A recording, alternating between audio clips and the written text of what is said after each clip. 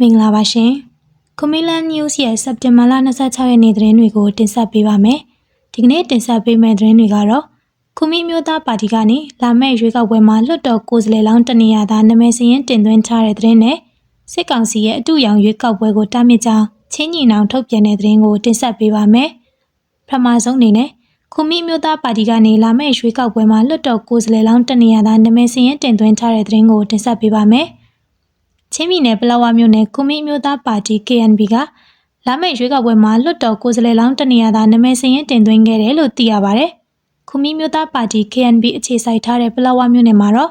ရွေးကောက်ပွဲကျင်းပမှာမဟုတ်ဘူးလို့စစ်ကော်မရှင်ရဲ့ရွေးကောက်ပွဲကော်မရှင်ကထုတ်ပြန်ထားပါတယ်။ဒါကြောင့်အချို့ကျ PR မဲဆန္ဒနယ်ကနေပါတီဒုဥက္ကဋ္ဌအမျိုးသားလွှတ်တော်ကိုယ်စားလှယ်လောင်းတနေရာသာနာမည်စာရင်းတင်သွင်းခဲ့တယ်လို့ကူမီအမျိုးသားပါတီအတွင်းရေးမှူးဦးအောင်ဘာကချင်းဝေါ်မီဒီယာမှာဖြေကြားထားပါတယ်။ကိုယ်စားလှယ်လောင်းတွေအမည်စာရင်းတင်သွင်းမှုကိုစက်တင်ဘာ23ရက်နေ့ကနေအောက်တိုဘာ4ရက်နေ့အထိစီစစ်ဆောင်ရွက်သွားမယ်လို့ရွေးကောက်ပွဲကော်မရှင်ကထုတ်ပြန်ပါတယ်။လာမယ့်ဒီဇင်ဘာမှာကျင်းပမယ့်ရွေးကောက်ပွဲမှာချင်းပြည်ကနေကူမီမျိုးသားပါတီအပြင်ချင်းပြည်တစ်ကွန်ဂရက်ပါတီဇိုမီမျိုးသားပါတီပြည်ထောင်စုကြံ့ခိုင်ရေးနဲ့ဖွံ့ဖြိုးရေးပါတီတို့ရှင်ပြိုင်ကြမယ်လို့လည်းသိရပါတယ်။ဆက်လက်ပြီးစစ်ကောင်စီရဲ့အတူရောင်ရွေးကောက်ပွဲကိုတားမြစ်ကြောင်းချင်းညီနောင်ထုတ်ပြန်တဲ့သတင်းကိုတင်ဆက်ပေးပါမယ်။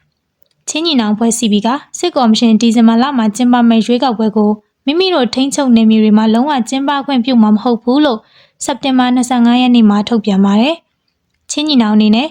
ရွေးကောက်ပွဲကပြည်သူ့ဆန္ဒမပါဘဲစစ်အာဏာရှင်ကိုတပ်ဆိုးရှည်စေဖို့အတွက်ပြုလုပ်တာဖြစ်ပြီး